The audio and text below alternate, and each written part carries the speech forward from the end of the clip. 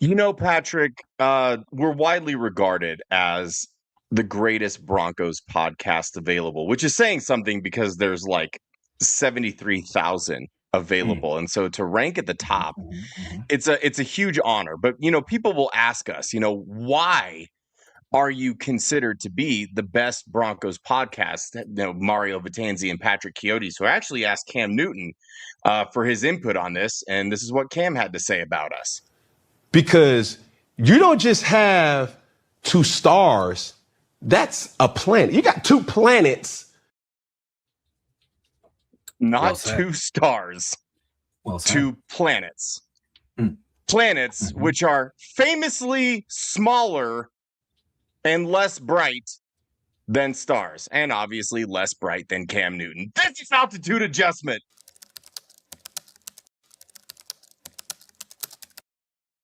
Hey, Bill, I'm in the mood for a switch up. I hit the function, hit the rose till I hiccup.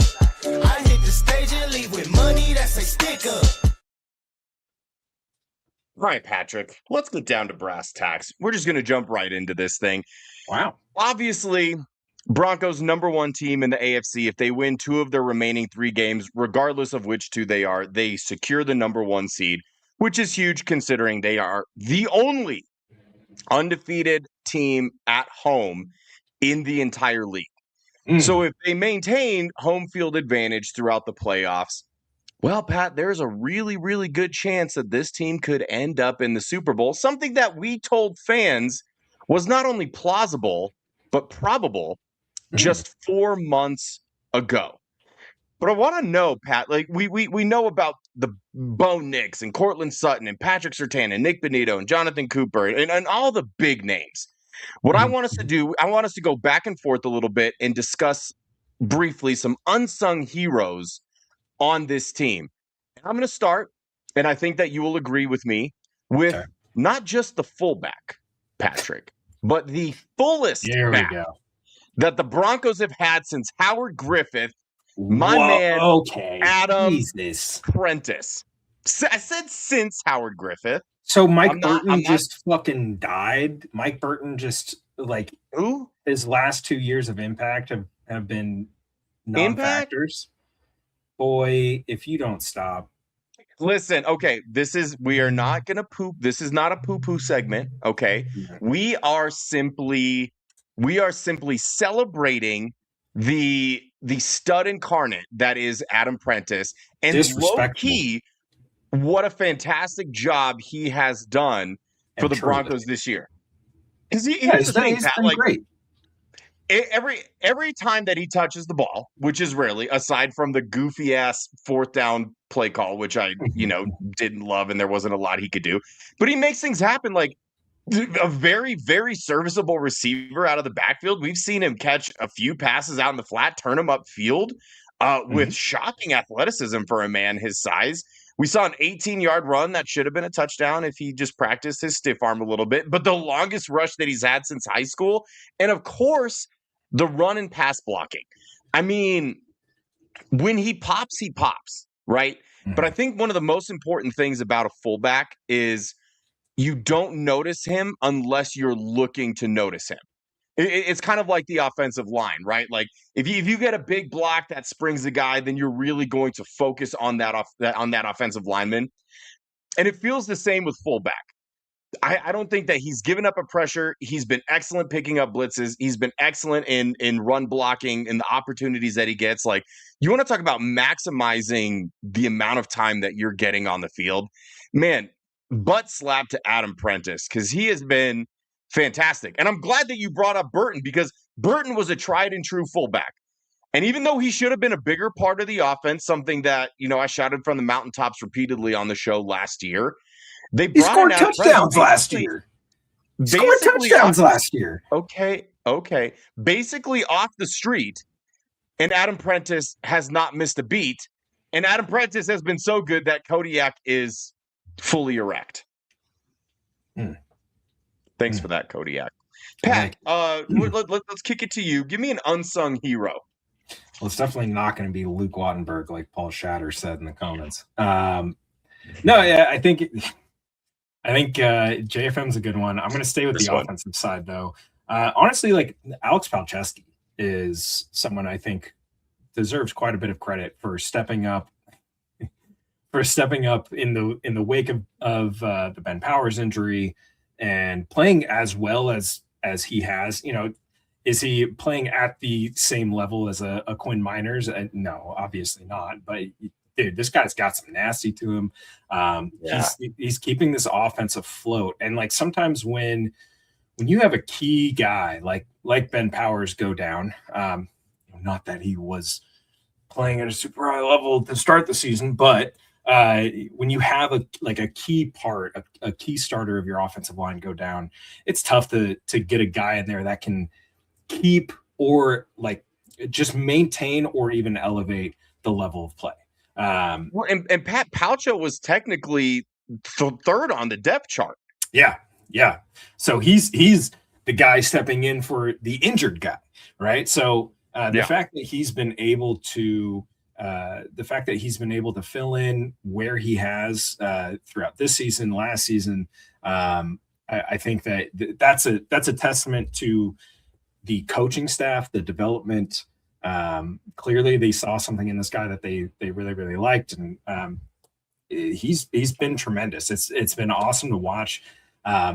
Would love to see us get back to some downhill power football. Pulling some guys a little bit more. That's something Ben Powers is really good at, but Sean Payton didn't really do that too much with him.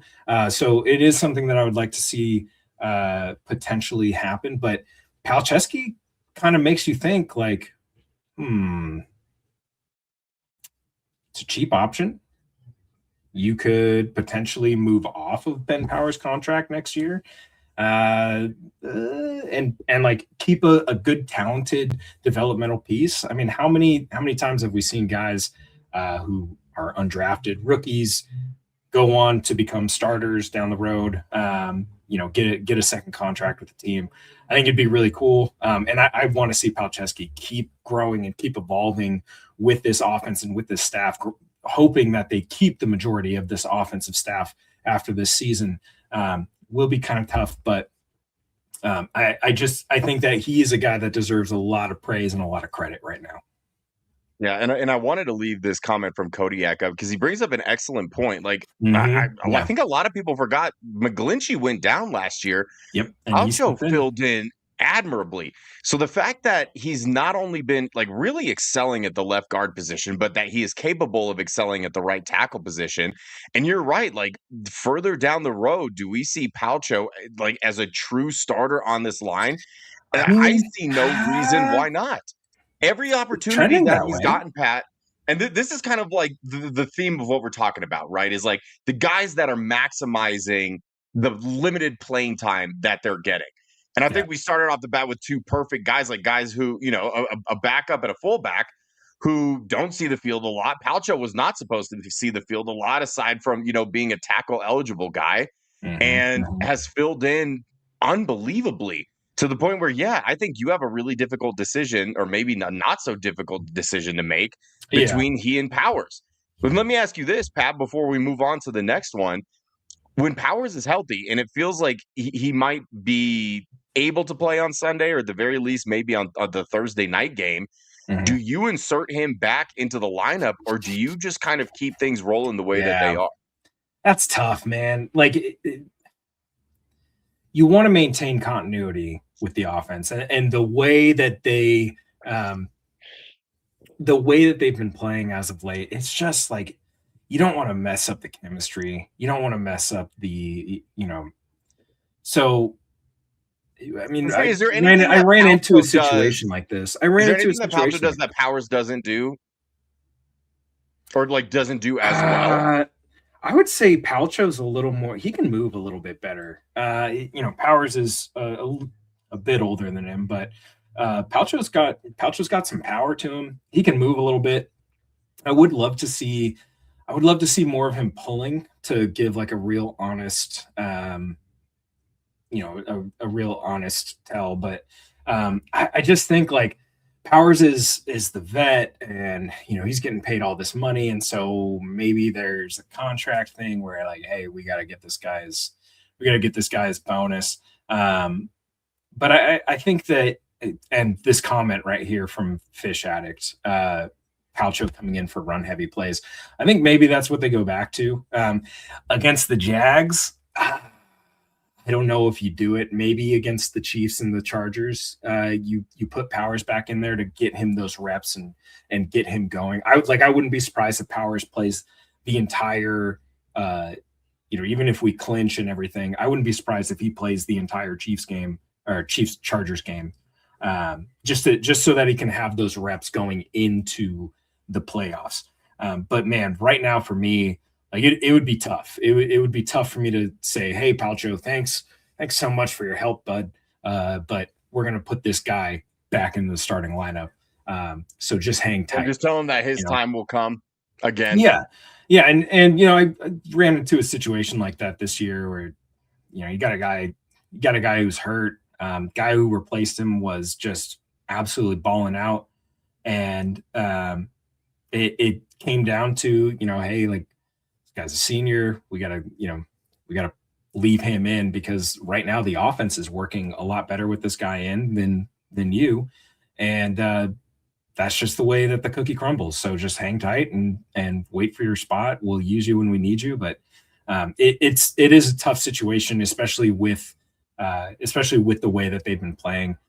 You don't want to mess anything up. So yeah. Well, and it almost feels like, and I guess this is a good problem to have, if you can even call it a problem, is like you have two above average serviceable guys that can both play the position. It's like Palcho comes in and there's not a drop off compared to, and I'm totally spacing on his name and maybe rightfully so, but the Pert, they kind of inexplicably put in at left guard just for that Jets game. And I get he was injured, but was a big reason that game was as close as it was. And it was something that we had discussed. And so the fact that he can come in after Parrott and have the kind of impact that he had, when we saw that, like with Parrott, it was a bit of a detriment.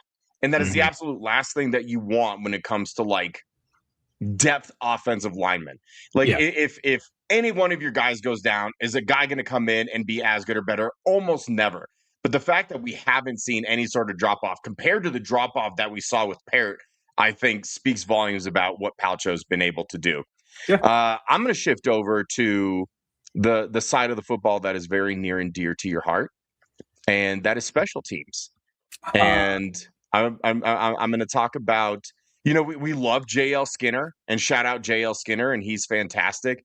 But man, Pat, Devon Key, my goodness, this man is always around the football. I think he leads the league by several special teams tackles. Like, should be the leading vote getter in terms of special teams players. And again, it's an unsung hero because special teams is a unit that you don't want to have to think about. And like a lot of people just kind of consider it a lesser unit compared to offense and defense. But one of the reasons that this team is 12-2 and have won 11 straight and look as good as they have, is because ever since, I want to say like week 6 or 7, when you and I were really, really critical of special teams, they bring in Rizzi, who's supposed to be an upgrade, and it was looking really dicey. Aside from Crawshaw, like the special teams was not looking good.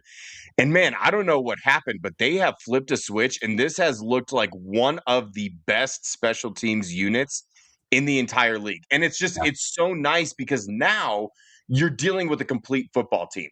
And Devon Key is the key, for lack of a better term. Like you see the pop plays with JL Skinner, and he makes those plays like on special teams that you notice. But Devon Key is just always there, man. And it's so nice to have like multiple reliable special teams players, especially when Trent Sherfield was supposed to be one of those guys. Yeah. Like almost the entire reason that they brought him in didn't work out.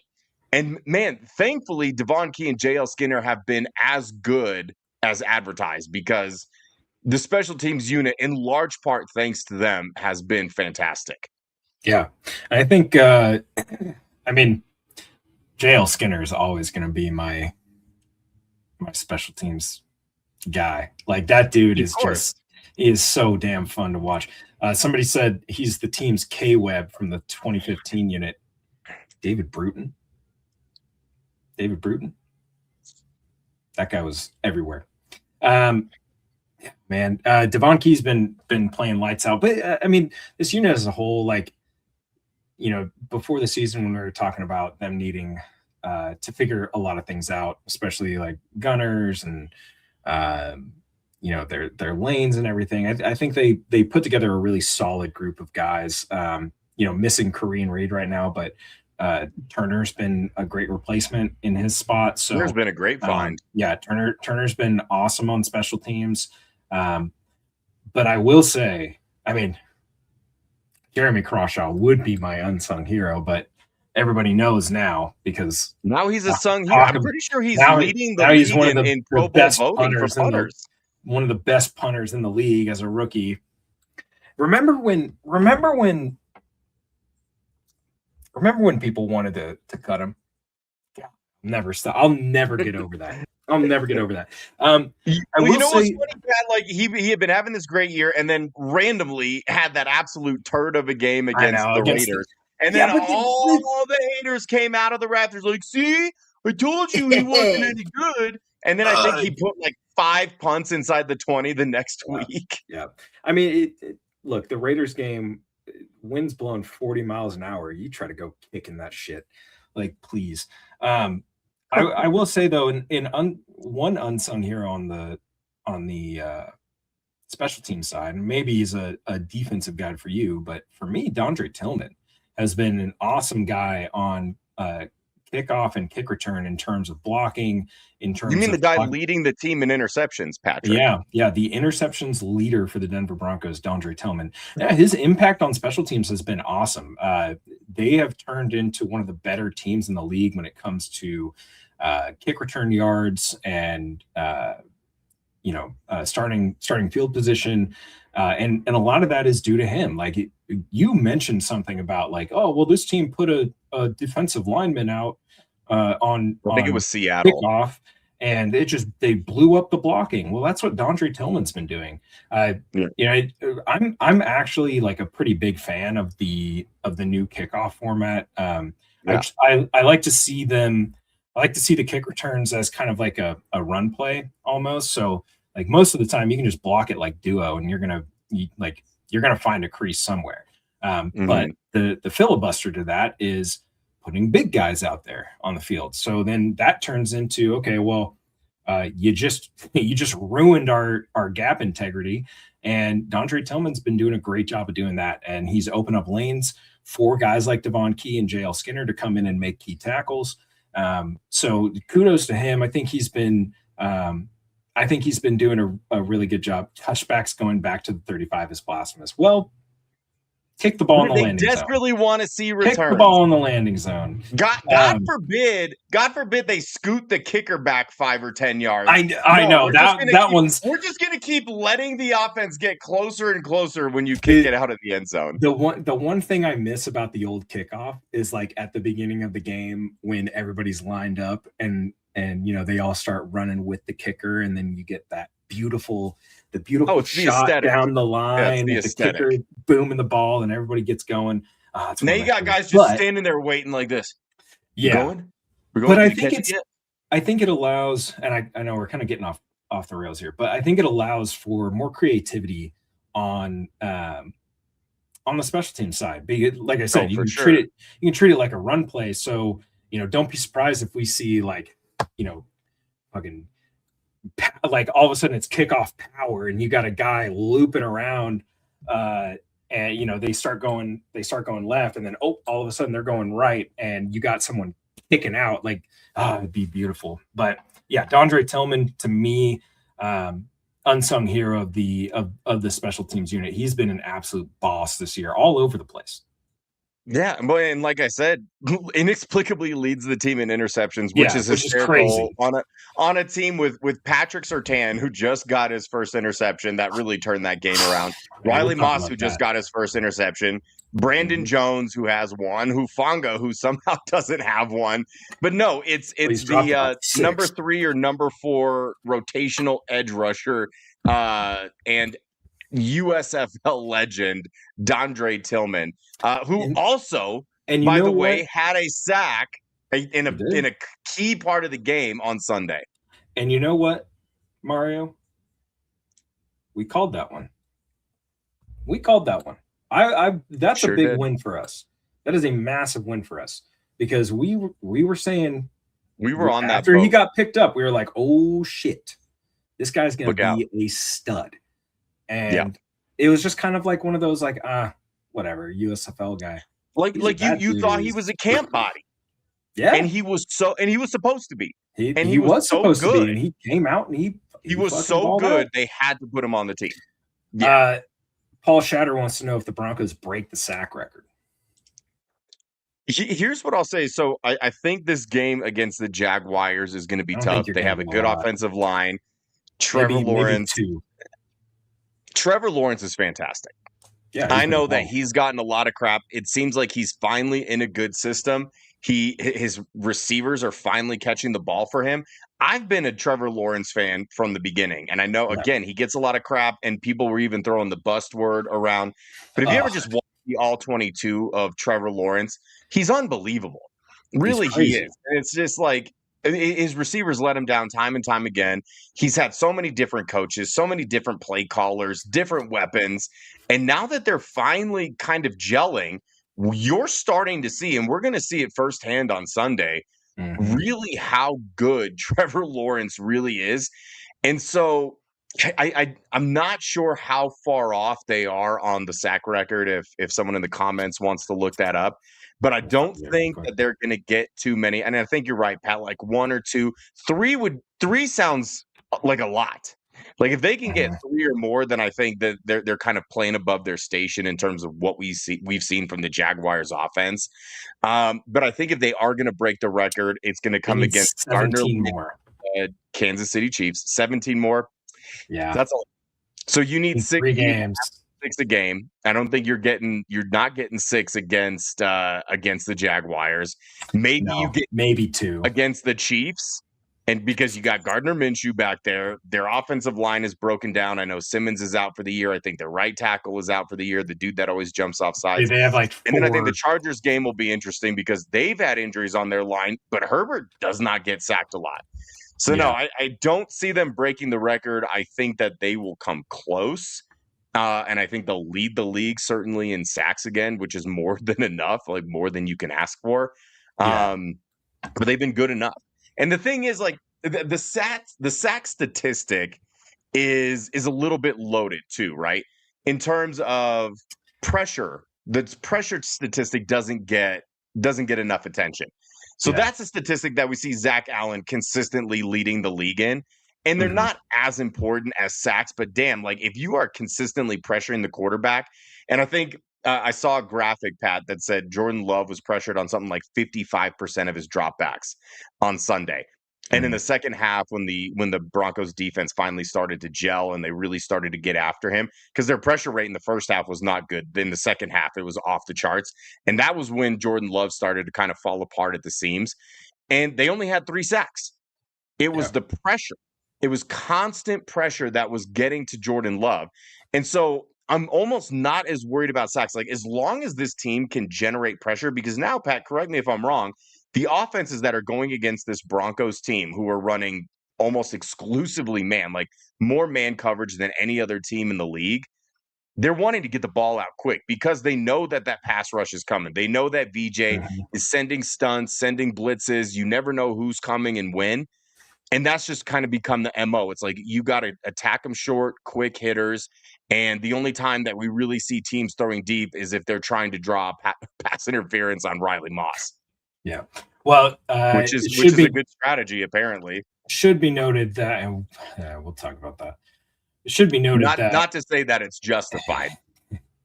It should be noted that the Broncos did sack Herbert 5 times in that first matchup, and that was with Joe Alt playing in that game. So it could be interesting.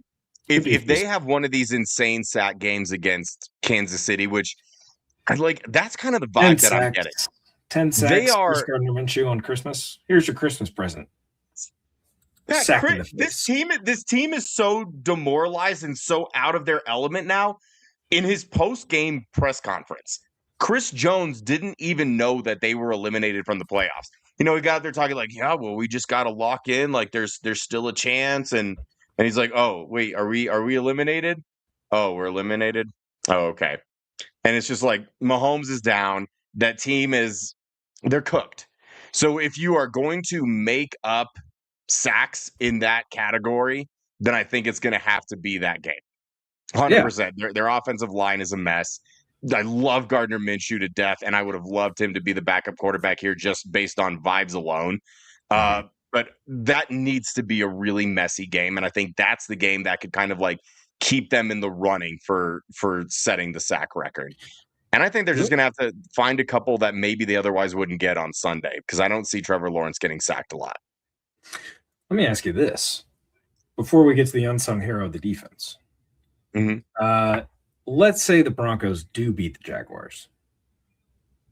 They clinch the number 1 seed.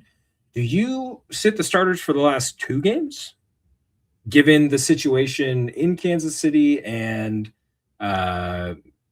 maybe the likelihood that they're probably going to play Herbert in the last game. They're going to be fighting for a wild card spot. But do you treat those last 2 games as... I honestly hope, and I know it's a long shot for them to clinch, because I think the Patriots have to lose to the Ravens, and I think the Texans are still in it, have to lose it, whatever it is, or like I think the Bills have to lose to like secure, and I think the Bills are playing someone not very good. Regardless, I'm almost rooting for them to not clinch it, because then I think that is a real decision that you would have to make and something that you would have to discuss. I don't see Sean Payton resting the starters like maybe he kind of treats it like an exhibition game, because I certainly see the merit in wanting to rest your guys. But man, you're talking about week 17, and that's a Thursday night game. So then that's like just more additional time that they're not playing. So like following that Jaguars game, so you go to week 17, week 18, then you got the bye week. You're talking about not playing meaningful football for 4 weeks, for damn near a month. I don't like that. I'm not even a big fan of like when teams rest their starters in week 18. And I hope that they're at that point, because I think it'll be nice for them to have a couple weeks off. And, maybe you play, your Alex Singleton and your Talanoa Hufangas.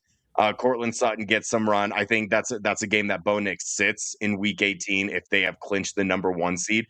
I think that's a game Pat Surtain sits, like Nick Benito sits. Like you're really heavy hitters, but you're leaving most of the guys out there because I think it's just too much time. So awesome as it would be to kind of have that feather in your cap of like, a lot of people didn't think that the Broncos were legit contenders 3 weeks into the season, but then they happened to clinch the number 1 seed as early as week 16 would be absolutely insane. Crazy. I don't want to have that decision of, do you rest your starters for an entire month? Because I think that's way too long. I mean, you're a football player, Pat. Imagine being in the thick of a season and then waiting a whole month to play another meaningful game. And not only is it meaningful, but it's a playoff game. Not only is it a playoff game, but it's your first home playoff game since you won the AFC Championship game back in 2000 and I think technically 16 was the last playoff win they had at home. There's too much riding on it, and you have to be fresh. And for any Rockies fans that are in the comments, and I know they're few and far between, and my heart belongs to the Mariners, but of course I love the Rockies. In 2007, if you remember Rocktober, Rockies fans, when they won like 21 of their last 22 games, they swept their way through the entire playoffs to meet up with the Boston Red Sox in the World Series. And what happened? The Rockies swept the Diamondbacks in the NLCS. The Red Sox, I think it took them 6, maybe 7 games to beat the Indians, I want to say, or whatever insensitive things they were used to be called. The bottom line is the Rockies went, I think, 7 or 8 days without playing a meaningful baseball game, without playing a live game. And so you took the hottest team in the entire league, exactly what the Broncos are now. You sat them, and a week off in baseball is the equivalent of a month off in football. It is an eternity in baseball. Yeah. Your timing is off. You got to knock the rust off. You've got to regain all of this momentum that you've lost. I don't like the idea of it. And thankfully, honestly, it's very unlikely that even with a win that they would clinch the number 1 seed. And honestly, Pat, I think best case scenario, and for us to all have the merriest Christmas that we possibly can, is they go out, they take care of business on Sunday, they beat the Jaguars, they kind of solidify themselves as beating another really good hot team, and then you go into Kansas City, a place where you have not won since the 2015 season, and you beat the brakes off of that team. You send all of those fans home sad, and there's not going to be a lot of them. I had a buddy that lives out there who said the get-in price for that game, $43. Nobody abandons a bandwagon like Kansas City Chiefs fans. Well, that stadium is going to be empty. So wouldn't it be the merriest Christmas of all, Patrick? If they beat the brakes off of the Chiefs? I get it, I know. But it's Christmas night. Nobody does anything Christmas night. All the excitement's in the morning. Okay. And all of those people are getting coal anyway. So it's not like they have anything to look forward to. You beat the brakes off of the Chiefs Thursday night. That clinches the number 1 seed, because it was already taken from us to knock them out of the playoffs because they've been like so bad. Like, I know they were bad. I didn't think that they would be this bad to where they would be eliminated 2 whole weeks before the Broncos got the chance to knock them out of the playoffs. But here we are. And so as a consolation prize, we might not be able to knock you out of the playoffs, but we're going to go ahead and clinch that 1 seed in your backyard. How you like me now? Yeah.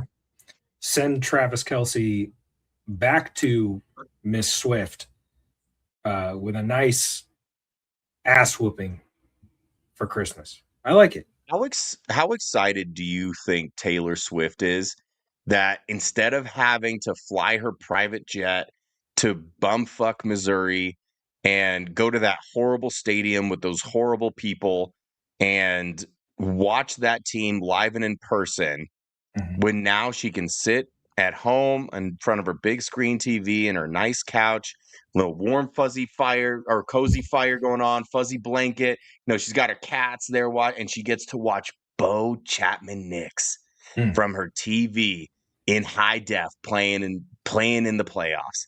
God, that has got to be such a relief for her. One moment. Hey. Okay. Ben, where does Taylor Swift reside? Where does she live? Like on the reg? She would know. All over. So she doesn't have a house in one place. She just lives on an airplane. What? I'm like, where is her? New York, Tennessee, New York. Of course. New York is where she'll be. You think she would watching Bo Chapman Knicks from New York, from her Manhattan penthouse? Mm-hmm. Watching Bo Chapman Knicks. What if at the end of that game, as she writes her next album with Bo Nix as her inspiration, as her muse? Oh no, Sean Payton would be the muse. Sean Payton would be the muse. Taylor Swift would see Sean Payton come up on the screen. She saw the coaching picture. She saw that coaching picture with the bulge, and she's like, "Oh, you know what? I will put a considerable amount of money that the first words of the next Taylor Swift album are, well, look." That's going to be the first words, because that's every Sean Payton interview is, well, look. When we turn on the film, we look at these things. So I guarantee. Has he ever let a reporter actually finish a question? Like, he's in such a hurry to get out of there. I love it. It's like at the very certainly Luca Evans, Lucas, I think somebody called him. Like Luka. Before he can get the last 3 or 4 words of the question out, Sean Payton's already answering the question. He's already okay. We need to get back on track here. Unsung hero of the defense. Hit me. Who is yours? It's crazy because I feel like almost everybody on that defense is kind of like a sung hero, but if I had to say someone, man, I'm going to go with Malcolm Roach. Again, like he's not filling up the stat sheet necessarily. I think he has maybe a couple of sacks on the season. But the couple of games that he missed with an injury, you could tell like it was detrimental to their run defense in terms of their rotation. And I think you have, a guy that's turning into really a generational player in Zach Allen when he's not on the field. The fact that, and JFM, like I know someone said JFM earlier. Again, I don't think JFM is necessarily unsung. I think he is a sung hero. I think we all kind of know what we're getting out of him. And so when they traded for JFM and then added Malcolm Roach almost seemed like a toss in to there. But man, has an impact every time that he's on the field and does that dirty work, like does the things that don't show up on the stat sheet, but absolutely impact the game. So to me, like in terms of his run defense, he reminds me a little bit of Mike Purcell. Like Purcell's not getting after the quarterback in that sense, but man, was he so damn good at just plugging up the middle, shooting the gaps, disrupting the run. And so for me, Malcolm Roach is absolutely the unsung hero. Not a ton of snaps on a week-to-week basis, but every time he comes in, the production, like from JFM and from Zach Allen to him, doesn't drop off entirely. Yeah. I don't think I necessarily have an unsung hero of this defense. I think that a lot of these guys are extremely talented, and they prove it each and every week. Like this is a truly complete unit. I mean, we can sit here and say, Jaquan McMillan's been great this year. Brandon Jones has been awesome this year, and I hope he heals up. Really sucks to have him on IR. But man, how vastly different has this defense looked with the addition of Talanoa Hufanga? How vastly different. I mean, this is a team, and no shade to any former player or anything, but like, holy shit, man. Like, if you would have told me, 2 years ago, Hufanga is going to be on the Broncos and this team's going to be like literally the best unit in the NFL, I would have been like, maybe if he can stay healthy. Well, he's been healthy and he's flying around like a piss missile every play. And he's bringing an attitude. He's bringing an attitude to him and Greenlaw. Like, Greenlaw, we knew like this, he's a dog. Like, we saw him. Don't want to mess with him. Don't want to mess with him. He damn near killed Josh Jacobs in this game. Holy shit. But yeah, he damn near decapitated him. Josh Jacobs wasn't really the same after that hit either. No. And I mean, Hufanga coming down in the run, Hufanga playing near the line of scrimmage, blitzing. I mean, this guy has been such a unique addition to this team, and it's really taken the whole defense up a notch. Like, they just play with this attitude. Like last year they had some swag and they had the beef up front, and those guys were great, but like it didn't feel like, I don't feel, like and Fish Addict just said it, tone setter. Like, I didn't feel like we ever really controlled the tone of the game when we were on defense. Now I'm just waiting. I'm like, when is that long-haired fuck going to come just barreling down and blow somebody up? Oh, that second play of the game. Oh, look at that. He just shoved the opposing quarterback's head into the ground after a fourth down conversion in the first fucking quarter of the game. Yeah, this is going to be a dogfight. That's how I feel every time watching this dude. So unsung hero, no, but like absolute game changer. Difference maker, tone setter, whatever you want to call him. It's Hufanga, man. I have to get myself a jersey at this point. This dude is just transformational for this defense. And I love DJ Jones. I love Malcolm Roach. I love that you said him, because that's a dude that has earned every single cent of his money here in Denver. Yeah. I feel like Zach Allen is the unsung guy, though. Like, we just don't hear his name. Like, he gets lost in the shuffle somehow. He gets lost in the shuffle, but it's like, dude, this guy is impacting the game left and right. Like, he's such a difference maker. Pat, there have been three different times. There have been 3 different times this season that a team has been in field goal range. Zach Allen has sacked the quarterback, and knock them out of field goal range and force them to punt. That's 9 points in 3 plays that he has impacted on the season. And yeah, I'm glad that you brought up Hufanga and Greenlaw, because here's the thing. We as fans want to liken this defense to the 2015 defense, the historically good defense that your former co-host was famously on, Chris Harris Jr. And the biggest thing, because the defense balled out last year too, and we all know until obviously the playoffs and kind of down the stretch they started to falter. And I think a big reason for that is they didn't have the attitude, guys. Kind of what Fish Addict said. Like, he's like what TJ Ward did. TJ Ward or Nakeem Talib. You need those mouthy fire starters, who are going to put a big hit on someone. They're going to get in somebody's face. They're going to fire up the defense. That was what they didn't have last year. Like, Singleton can maybe kind of be that guy, but it's just not the same. Like, I know he's always talking, but the energy is just different. And again, nothing against Alex Singleton, but last year, Singleton wasn't there. Obviously, Hufanga and Greenlaw weren't there. And your best defensive players is like, well, Pat Surtain is a cornerback, and he's not yapping at people. He's not real demonstrative. He should be, and he should be. And he should be, Pat. He carries himself.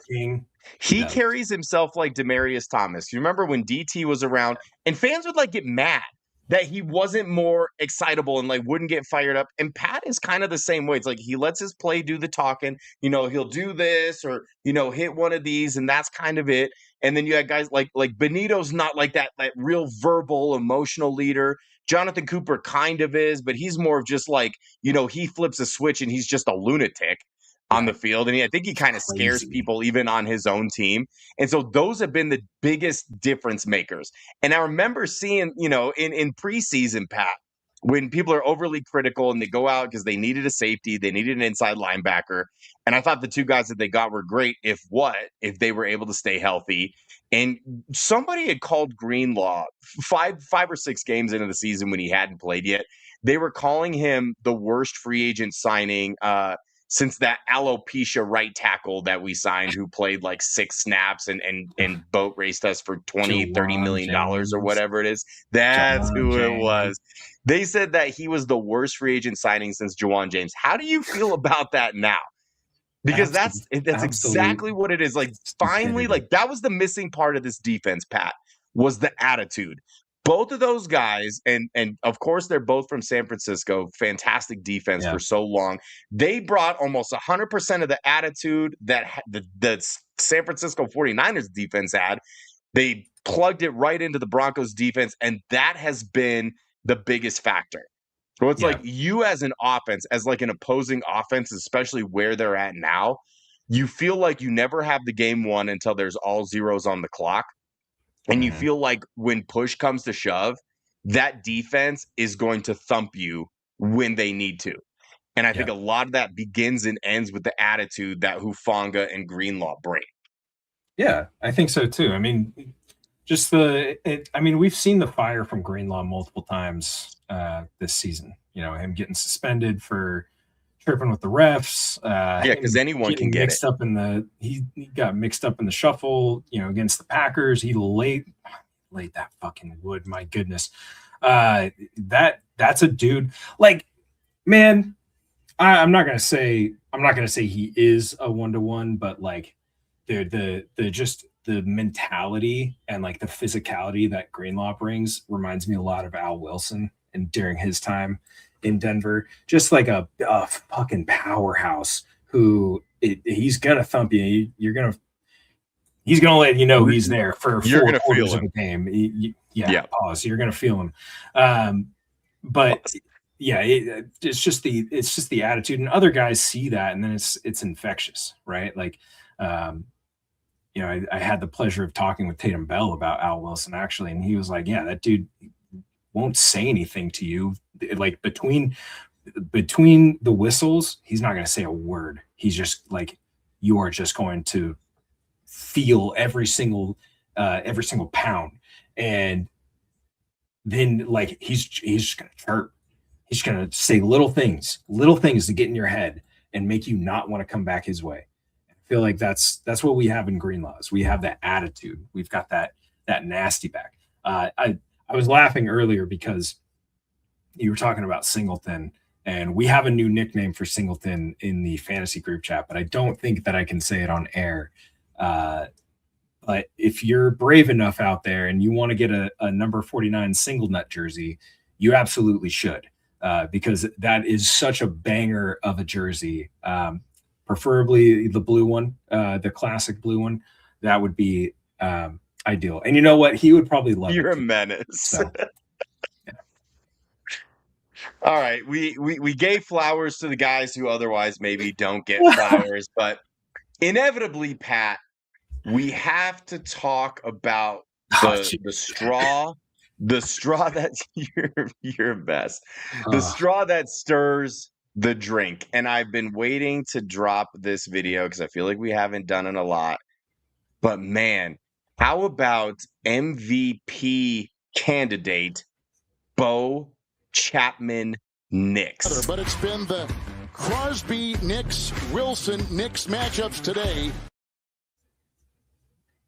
It's incredible that like the last two seasons, both this year and this year, have almost kind of mirrored themselves, where it's like he gets off to a little bit of a slow start and people don't really know what to think, but they're winning football games and he's looking serviceable.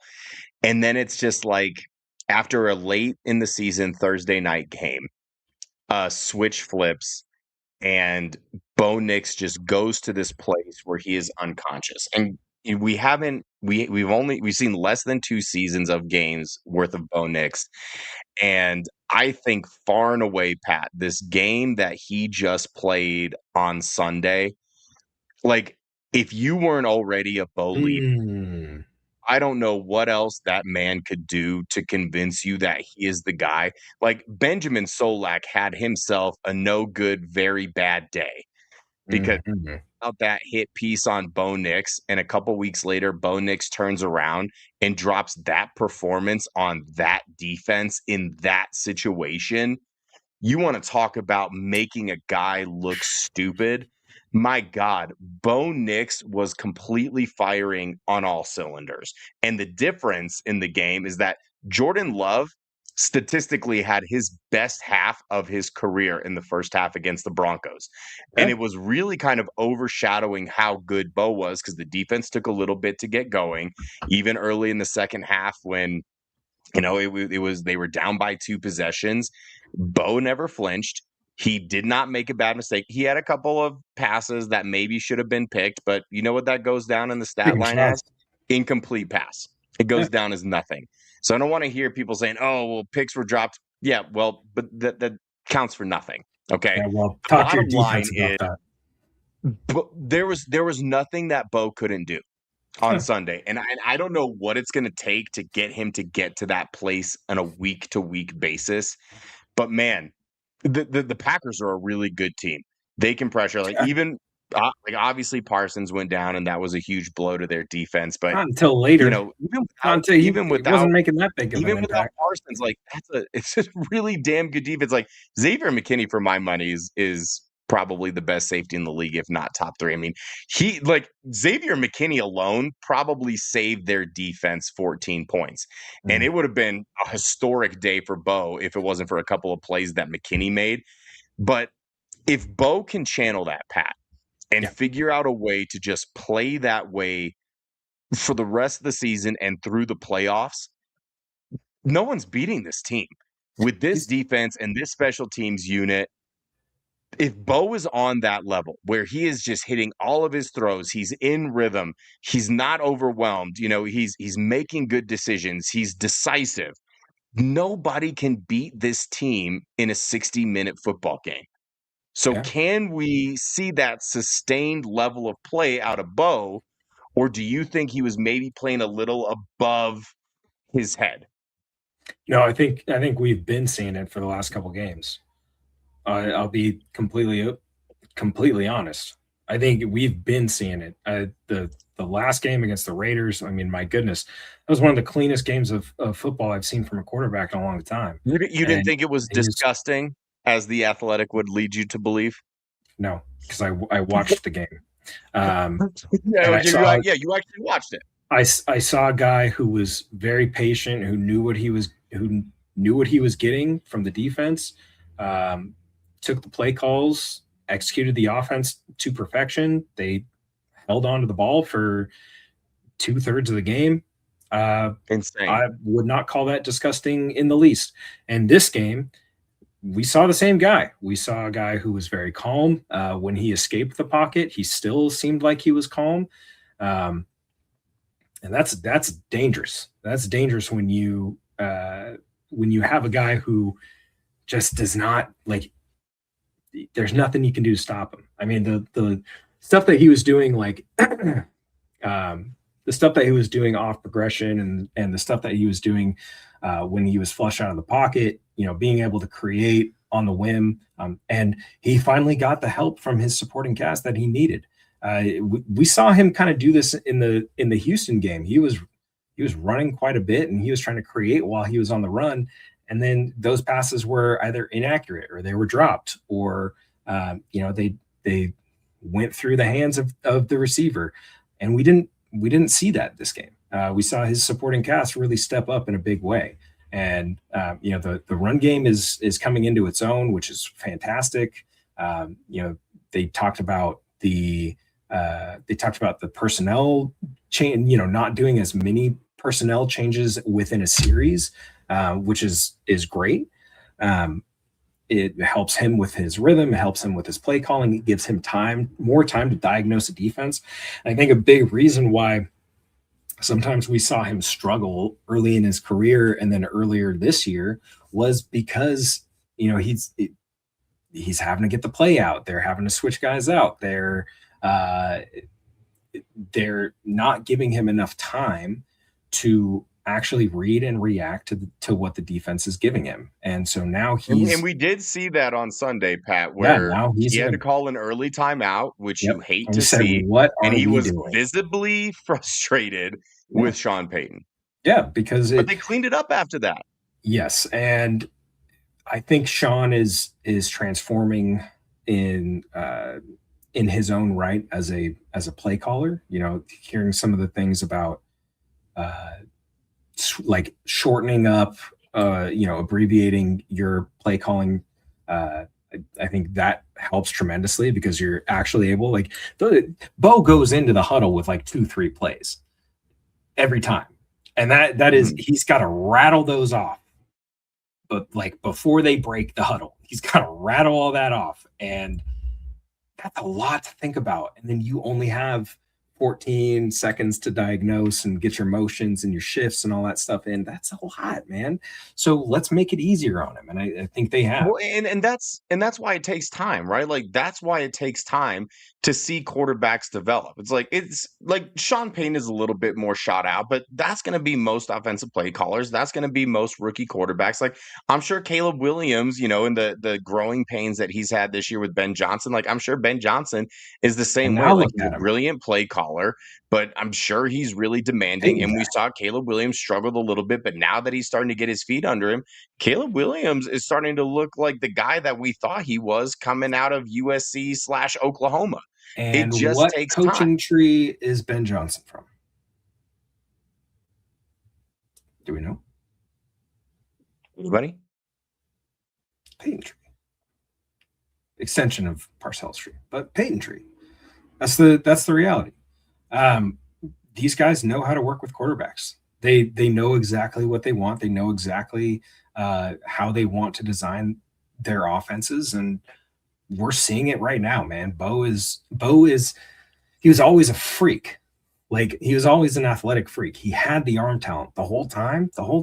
Yeah, he had the arm talent the whole time. He's got the athleticism to get out of the pocket. He's got the toughness to do design runs. I mean, this guy is someone said, Fish Addict said he's a diamond. And I mean, yeah, that's true. Think of all the people that were just shitting on Peyton in Denver for taking this guy when they did. Oh, the sixth best quarterback in the class. Oh, geez, this guy's going to be a bum. He was in college for 10 years. Blah, blah, blah, blah, blah. Pat, there were people that really convinced themselves that Spencer Rattler was a better quarterback than Bo Nix midway through last season. You remember that was a real conversation that was had. Do you remember Bo Nix's first college game? Do you remember that game? No, was it No, I don't. I know it was at Auburn. I don't know Well, who they yes. played. Starting as a Was that when they played true Oregon? freshman. Yes. They played a top I don't ranked remember it, but I know Oregon you have team told me about this with game. Justin Herbert at quarterback, and Oregon was beating the shit out of Auburn for a little bit. And then this kid, Bo Nix, true freshman, just starts coming out of nowhere, making plays with his legs, putting his team in a position to win. They won that game. That's the type of quarterback that he is. He doesn't shy away from the big moments. He doesn't like pressure is a privilege. He preaches it all the time. It's great Dan Lanning euphemism. Pressure is a privilege. And when you put Bo Nix under pressure, he is going to make plays. Largest comeback in NFL history in one quarter. Bo Nix. That's weird. He's like, how many accolades? What was the thing I said the other day? There's only been 2 quarterbacks with like 7,000 yards and 60 touchdowns and blah blah blah within their first 2 seasons. It's Dan Marino and 20 plus wins. Dan Marino and Bo Nix. If you would have told me that, if you would have told me pre-draft, I think my comp for Bo Nix is Dan Marino. I'd say sign me the fuck up. You'd be laughed out of the building. Sign me up. You'd be on board with it. Yeah, of course. I'll take Dan Marino. I'll take Dan Marino any day. You give Dan Marino an elite defense and the great receiver options. Yeah. The only difference between those two, the biggest difference, I should say, is that Bo Nix is going to win at least one Super Bowl. I think so. I like look at this point. At this point, and I know it's so crazy to talk about. It's so insane to think about. But like, what's going to stop him from doing like maybe Seattle? The Rams are a great team, Rams. Great defense, great offense, great coaching staff. Mike McDonald's doing great things in Seattle. You can't ever count out Josh Allen. Drake May's been playing fantastic, and I like the Patriots were like they had one of my favorite draft classes. I knew the second that they signed Vrabel, like this team's going to go back to the playoffs. We're all fucked. They gave him Drake May, like fuck me, like, and like I think to myself, like, when you're playing these guys and Bo's going to be put in these positions, I'm at a point where now I trust him to get out of sticky situations. I think the most important thing to keep in mind with all of this is year 2 of a rebuild. They are still hamstrung by the Russell Wilson contract. And how's he doing, by the way? Not good. Not good. How's Russell Wilson doing these days? Well, you know what? If you only pay attention to his social media, you think that he is just having a fantastic year. And then they turn around and I'm pretty sure he was not even active on Sunday. But that's, I think that's in the past. Bree and I said that he would be benched before the Broncos game. No, and I saw it coming 2-3 weeks. And here was the funniest thing. Now that we're on this, the fact that he got so offended and broke character. Yes, character. I say character because he's absolutely playing a character in real life. He broke character and got so upset by what Sean Payton said, and in the process, like really kind of undermined their like Jackson Dart and their actual starting quarterback. It's like, Russ, you were never long for this world in New York. You knew that this was your fate sooner or later, and the only way that you could have delayed it longer is if you played serviceable football, and you didn't. And so for Sean Payton to come out, like, was it a dig? Yes. It was absolutely a dig. We all know how Sean Payton felt about Russell Wilson. Desperately wanted him gone to the point where they were paying an exorbitant amount of money for him to play on a different team. That's how highly Sean Payton thought of Russell Wilson. But he took offense to the fact that Sean Payton was hoping that they didn't have to see Jackson Dart and that he wouldn't start until later.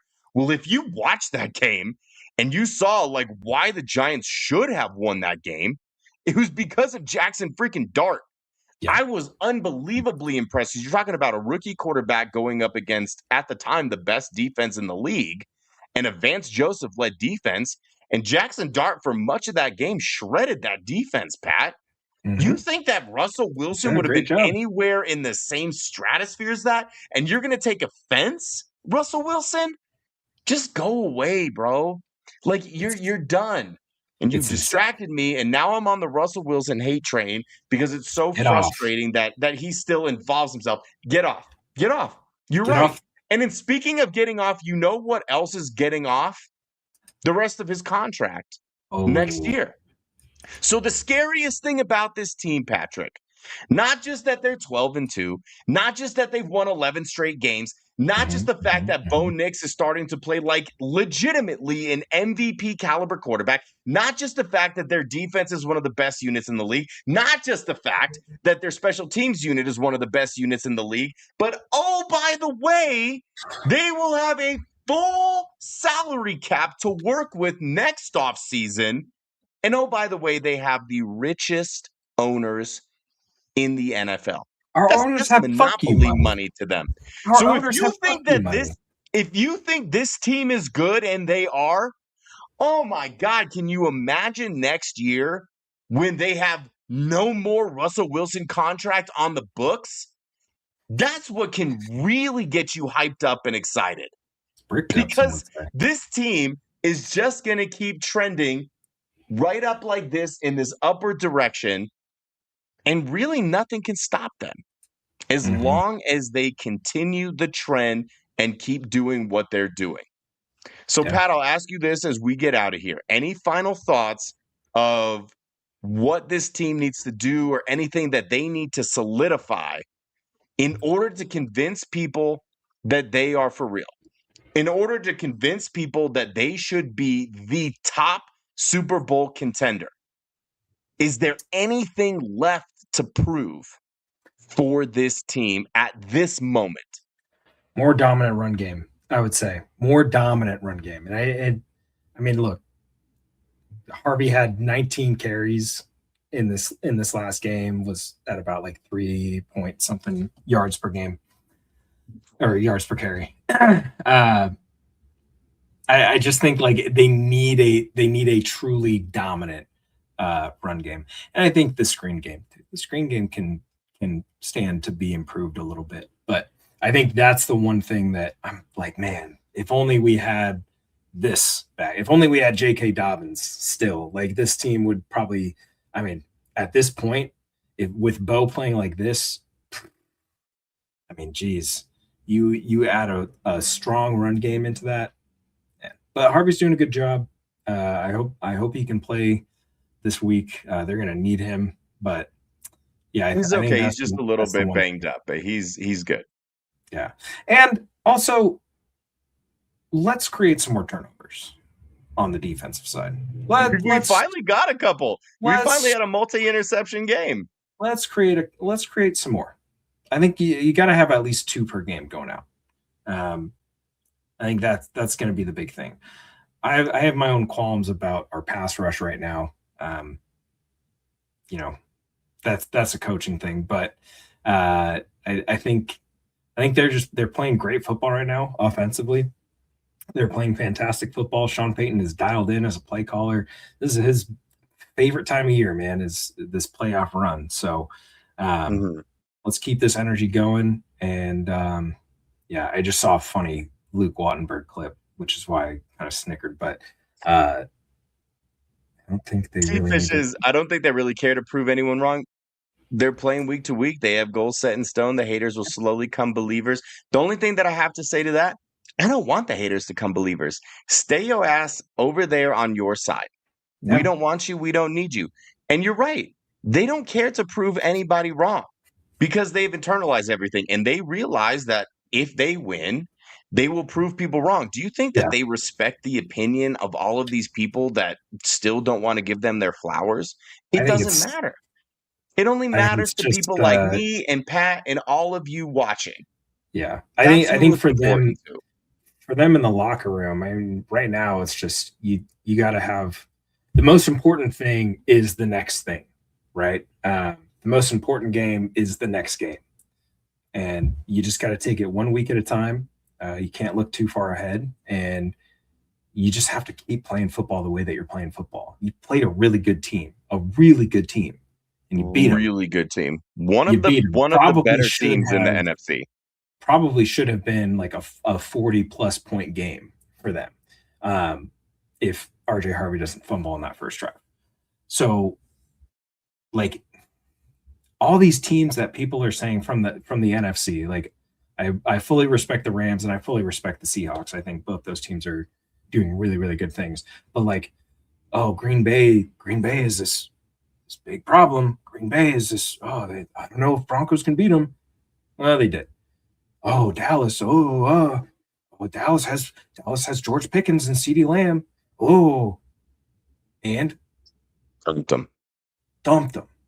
So I think the stigma isn't anymore like, oh, well, they're frauds and they can't beat good teams. Well, they've beaten good teams. So now what's the excuse? I love the notion that people think that they're frauds, because I've said it here, Pat. It's like, you are not accused of being a fraud if you're ass. Yeah. You know, it's like, has anybody convinced themselves or made the comment that the Chiefs are frauds this year? No, it's like, because they're a we've just said mid-ass team. Cooked. They're cooked. They are cooked. Exactly. Yeah. So if you're not winning games, and here's where the fraud label comes from. It's because they kept winning games that people thought that it wasn't sustainable. But what do we see? They were losing. We saw yet another second half comeback from this team. How many is that now? Is that like 9 on the season that they've had? Or 10 on the season? I think he already has the same amount of fourth quarter comebacks as John Elway did in his first 2 seasons. Interesting. And so here's the thing, like the people that think that they're frauds and that they're saying it's just not sustainable, they can't keep winning this way. That's the only way that they've won. They've won every conceivable way against every conceivable team that you could think of. And that's what makes this team so dangerous. And I'd said it before, Pat, like, what's not sustainable is what the Broncos did in 2013 when they kicked the shit out of everybody. Like, that was a team in the Peyton Manning record-setting year. If they didn't beat a team by 2 touchdowns, fans would be like, wow, we didn't look very good that game. Like, that wasn't a very good game. I think they finished 14-2. They really ran through everybody in the playoffs, and then they got absolutely embarrassed, famously, in the Super Bowl. Why? Because that brand of football and the way that they were playing was not sustainable. Like, what do you think? Manny Ramirez. What they were able to do in 2013 or what they're doing in the year of our Lord 2025? This is far more sustainable. My worst nightmare, Mario, actually keeps me up at night. We get to the Super Bowl. It's in San Francisco. It's great. Broncos get the ball first. Awesome. First snap of the game, Wattenberg throws that thing back 4 feet outside, and Bo has to do a Superman leap, and he's doing like the Jordan logo, catching the ball with one hand, and then he throws a screen pass. First play of the game. Oh God, it'd be a nightmare. And now that's going to be my new sleep paralysis demon. So I appreciate it's Luke Wattenberg. Yeah, it's just Luke Wattenberg snapping the ball over Bo's head over and over and over again. Pat, go ahead and plug the amazing show that you do with Bree every week. Believe in Broncos on the Believe Network with my wonderful, amazing co-host Bree Maestas, who had an open gym tonight or open house tonight. That had to have been crazy stressful. You can find that on the Believe Network. Anywhere you find your podcasts, go subscribe to that show. Bree and I drop tons of knowledge on that program. It's fantastic. It's awesome. That's my favorite show. It should be everybody's favorite show. We keep it. Should be everybody's favorite show. We keep it real. So Believe in Broncos on the Believe Network. Love you, Pat. So good to have you back. Coach Payton, how do we do tonight? Gosh, your own little internet shows are driving me crazy. tried our best. Maybe one Sorry, day. Coach. Maybe one day, Coach. Be nice to Luca. Approve of our shows. Congrats on 12-2, Coach. The job's not done. You know what's better than 12-2? 13-2. This has been Altitude Adjustment. Mario Batanzi, Patrick Chiotti. We will see y'all next week. Hopefully to discuss another win. Okay, I love y'all. Bye-bye.